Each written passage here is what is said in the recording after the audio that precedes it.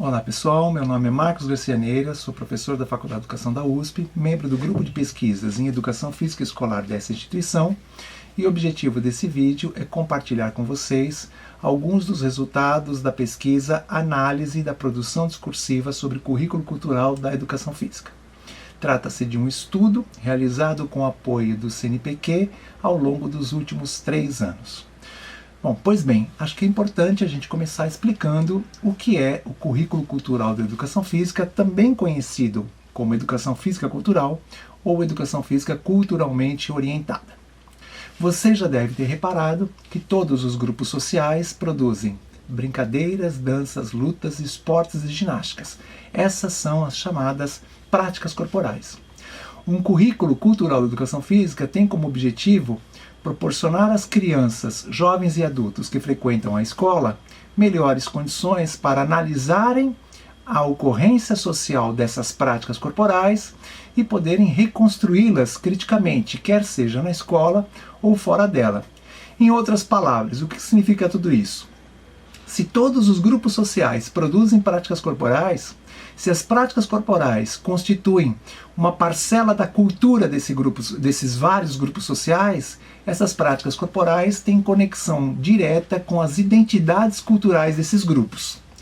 Se nós levarmos essa discussão para dentro da escola, se as crianças, jovens e adultos aprenderem a ler essas práticas corporais, a lerem como que elas se organizam, a lerem o que elas significam, a atribuírem significados, as formas como elas ocorrem e principalmente reconhecerem os significados que são atribuídos pelos grupos que realizam essas práticas corporais, nós estaremos ajudando a formar pessoas que reconheçam as diferenças e sejam capazes de dialogar com os vários grupos que existem, que estão presentes e que se configuram como pessoas relevantes nesse processo.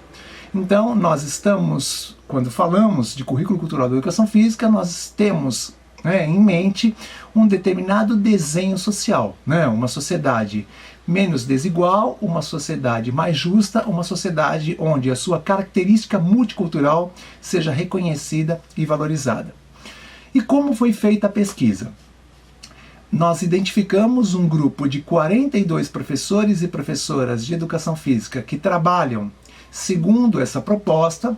Realizamos com essas pessoas 31 reuniões formativas, onde tivemos ocasião de aprofundar nos campos teóricos, aprofundar os estudos nos campos teóricos que dão sustentação a essa proposta. Estimulamos esses professores e professoras a narrarem as suas experiências, gravamos essas narrativas, transformamos essas narrativas em relatos de prática.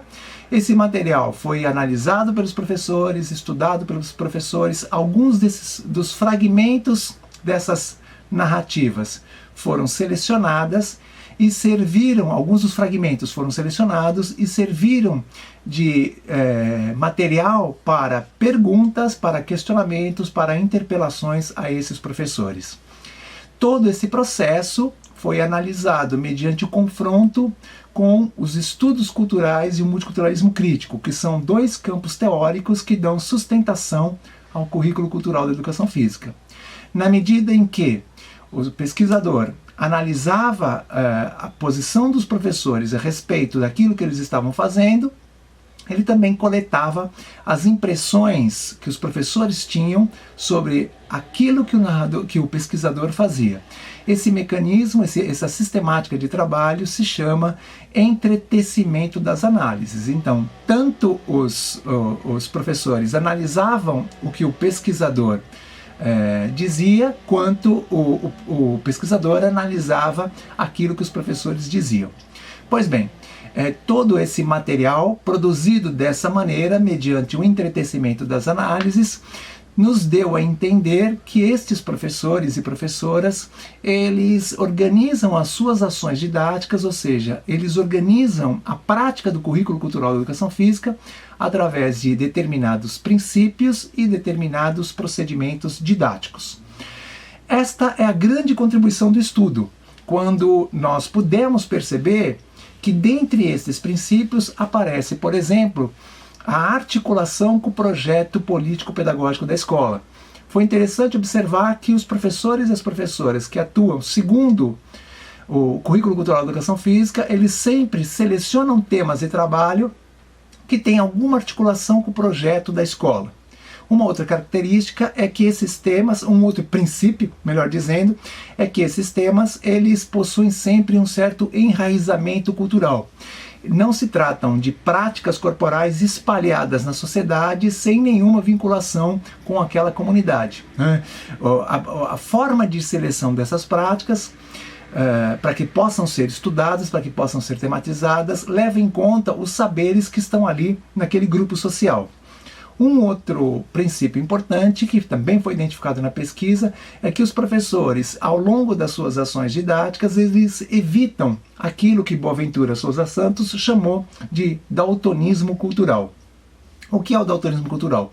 Os professores e professoras conseguem identificar que mesmo trabalhando num determinado bairro, numa determinada região da cidade, são vários os grupos culturais que estão ali presentes e que cada criança, cada jovem ou cada adulto que compõem o seu grupo de alunos, eles carregam uma história cultural, eles carregam um repertório diferente. Então, evitar o daltonismo cultural é não homogeneizar os grupos, não igualá-los.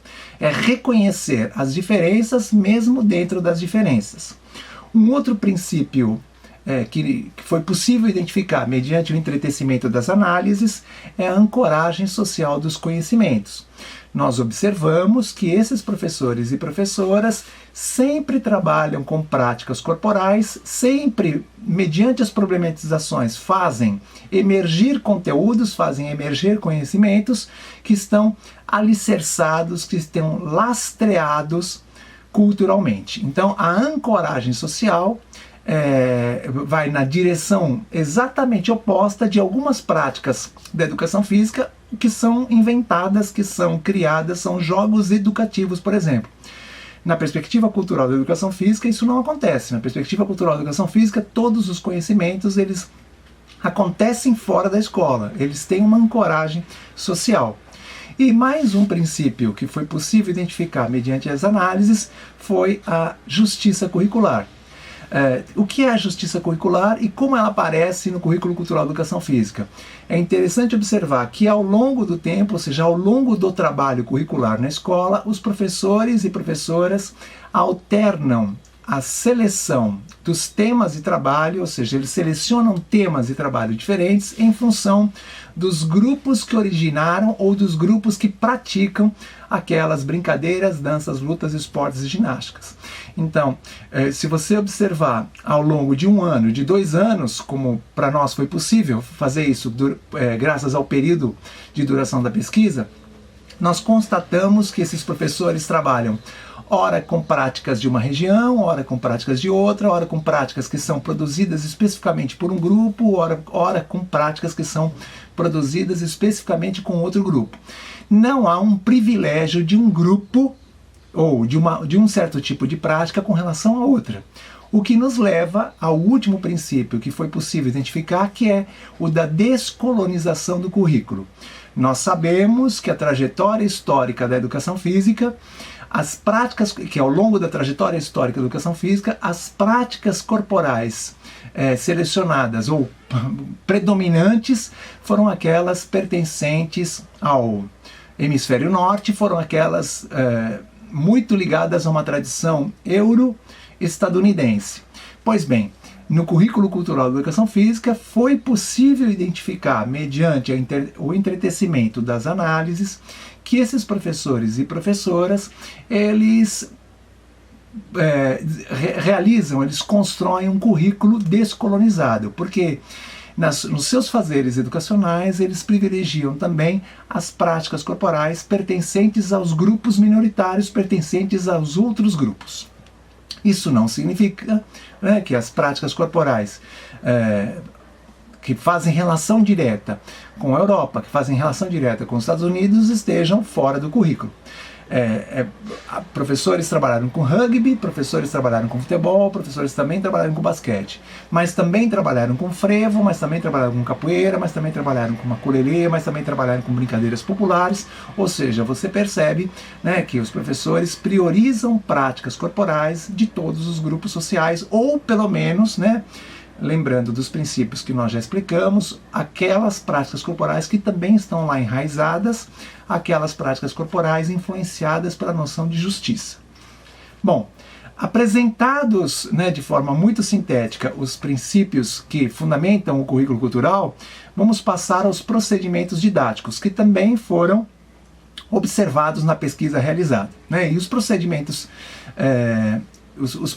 didáticos do currículo cultural, eles foram identificados em todos os relatos, ora com uma incidência maior, né, de um determinado procedimento, num determinado professor ou professora, ora com incidência maior de um outro procedimento, num determinado professor ou professora, mas de forma geral, todos os professores e professoras adotam esses procedimentos nas suas práticas. O primeiro deles é o mapeamento. Então, no momento de selecionar a prática corporal que será tematizada, o professor procura fazer um estudo daquela comunidade, um estudo tanto que envolve, né, a parte interna da escola quanto a parte externa, um passeio pelo bairro, conversas com os professores, conversas com as crianças. Ele procura saber o que já aconteceu, ele procura saber quais são as brincadeiras, danças, lutas, esportes, ginásticas que estão presentes naquele universo cultural, e a partir daí, de forma articulada com o projeto pedagógico da escola, ele seleciona qual é o tema a ser trabalhado. Então nós identificamos que todos os professores fazem esse mapeamento. Na sequência, os professores organizam vivências seguidas de ressignificações.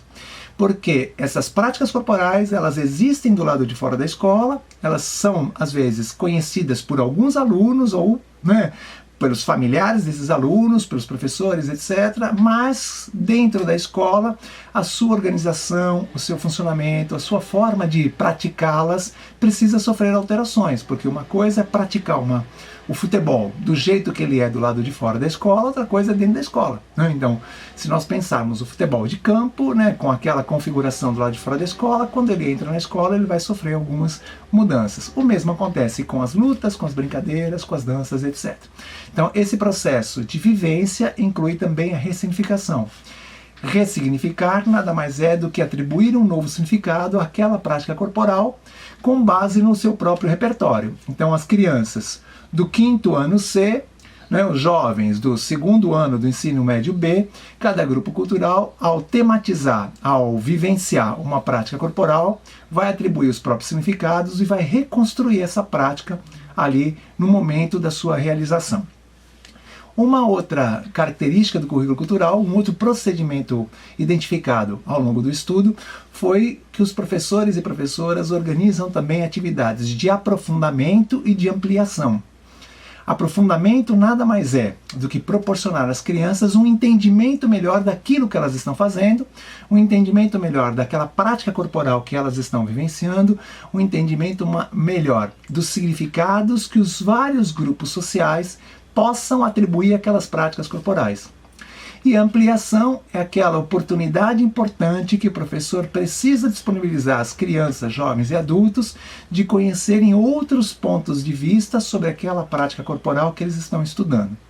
Então, tanto o aprofundamento quanto a ampliação, eles envolvem atividades que se diferenciam da história da educação física, porque eles promovem atividades como leituras de textos, como análises de filmes, como a visitas, né, como a estudos do meio, visitas pedagógicas, como a receber convidados na escola para conversar sobre as práticas corporais, receber pessoas que de alguma maneira são ligadas àquela brincadeira, aquela dança, aquela luta, aquela ginástica ou aquele esporte que a gente está estudando, para que eles possam conhecê-los melhor, para que eles possam conhecer, para que as crianças, jovens e adultos possam conhecer um outro ponto de vista sobre aquela prática corporal. Então, aprofundar, quando você lê um texto, quando você vê um vídeo, quando você conversa sobre aquela prática, quando você faz uma leitura daquela prática e tenta entender o que está acontecendo, né, durante a sua organização, durante a sua realização.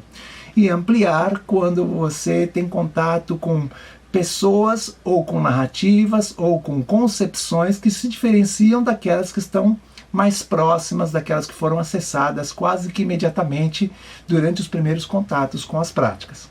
E finalmente também foi perceptível, né, na análise e no entretecimento das análises dos relatos de prática elaborados, né, a partir das entrevistas, também foi perceptível que esses professores e professoras, eles realizam atividades que proporcionam a documentação desse processo e a avaliação constante desse processo. Então, eles fotografam, eles filmam, as crianças fazem desenho, as crianças documentam por escrito, esses professores descrevem, esses professores utilizam aplicativos variados, né, dos vários recursos tecnológicos que existem para documentar. E esse material que eles documentam, analisando esses materiais, esse professor, essa professora conseguem avaliar o desenvolvimento do seu trabalho. Então, a avaliação na perspectiva cultural, ela se dá com apoio na documentação, ou seja, no registro, mas a avaliação não é nunca a avaliação do aluno. A avaliação no currículo cultural é sempre uma avaliação do trabalho realizado.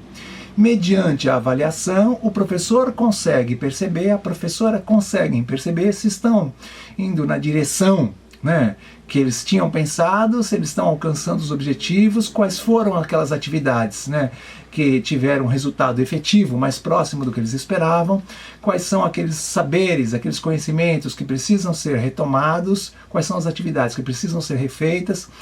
O processo de documentação, o processo de registro, permite ao professor uma avaliação mais efetiva do que ele fez, né, mais efetiva das atividades que foram realizadas, e permite a revisão, a reorientação, o redirecionamento das suas rotas de trabalho. Então, em síntese, a pesquisa nos fez perceber que os professores que trabalham a partir desses campos teóricos que dão sustentação ao currículo cultural da educação física, esses professores, eles orientam as suas ações na escola a partir de determinados princípios e de determinados procedimentos didáticos. Com isso, e se nós, né, com bastante cuidado, observarmos os princípios que eles seguem, né, e os procedimentos didáticos que caracterizam a proposta, isso configura essa noção de educação física num lugar diferente das outras propostas que também existem, que também são importantes, mas também são relevantes. Mas o material analisado nos permite afirmar que essa proposta ela contribui para a formação de pessoas que reconhecem as diferenças e que, portanto, essa proposta contribui para a formação de identidades mais democráticas.